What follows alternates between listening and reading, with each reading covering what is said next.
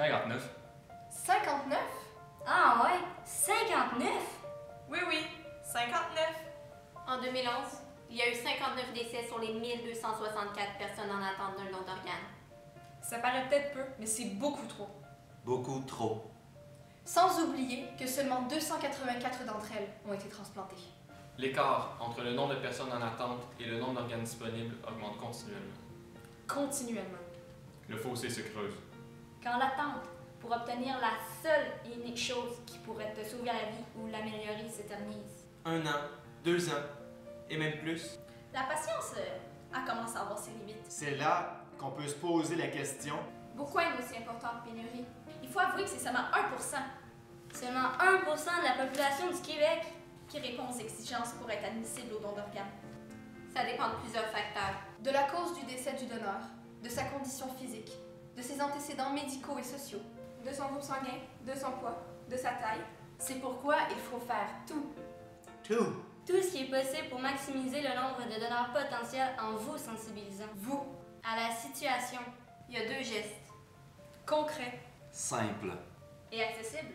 que vous pouvez poser. Signez votre carte de don d'organes et en parler à vos proches.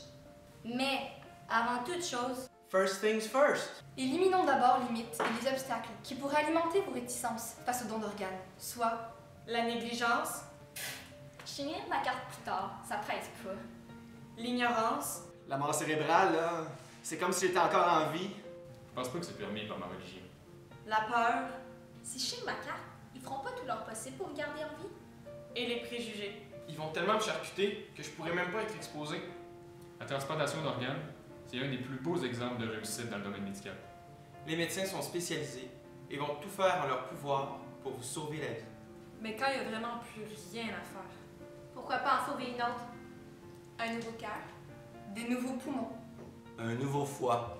un nouveau pancréas ou un nouveau rein. Ça peut faire une différence, changer une existence. Ça peut donner un sens à une longue et pénible attente. C'est la récompense d'une détermination hors du commun. le don d'organes et de tissu d'un seul donneur peut aider à sauver jusqu'à 8 vies et en améliorer le sort de 15 autres. C'est pas rien. En plus, c'est gratuit! Free! Sans limite d'âge et anonyme. Pourquoi autant d'hésitation? Signé, juste ici, en arrière de votre carte. C'est prendre ses responsabilités, prendre conscience que votre décision a des répercussions considérables. Accepter de donner, c'est donner la vie. Redonner espoir. C'est faire preuve de générosité et de solidarité. Malgré tout, même si vous avez signé votre carte d'assurance maladie. C'est à votre famille que revient le dernier mot. Il est donc d'une importance capitale d'en parler.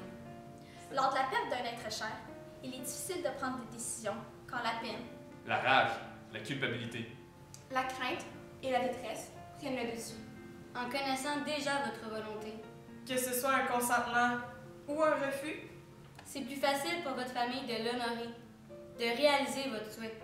Par le fait même, cela peut permettre d'apaiser la souffrance de la famille en deuil qui Ultimement, permettra par son consentement de sauver une. ou plusieurs vies.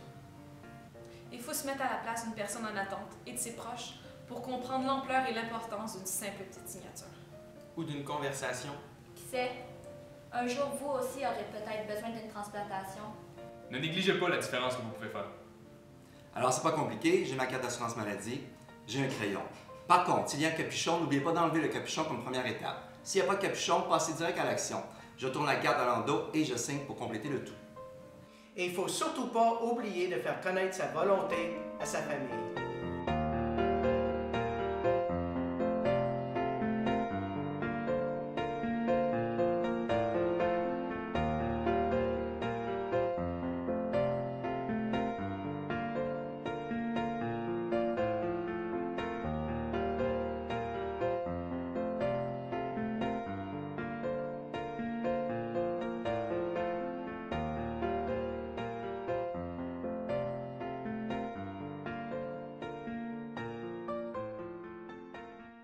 Alors, je m'appelle Denis Mouton. J'ai le bonheur d'être le père d'une jeune femme qui a bénéficié d'un don d'organes à 2 reprises. Il a donc suffi d'une petite signature pour lui sauver la vie. Je m'appelle Valérie Mouton, j'ai 34 ans. Lorsque j'avais 25 ans, j'ai reçu 2 nouveaux poumons. Si je n'avais pas eu cette greffe, je ne serais pas là pour témoigner du don d'organes aujourd'hui, de son importance. D'ailleurs, j'ai reçu une greffe de rein l'an passé. Il a suffi d'une simple signature pour me sauver la vie. Je vous demande de signer vous aussi pour tous mes amis qui sont encore en attente de greffe. Merci.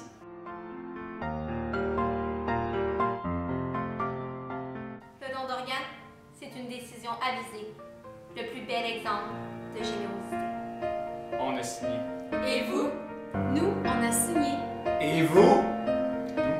On a signé.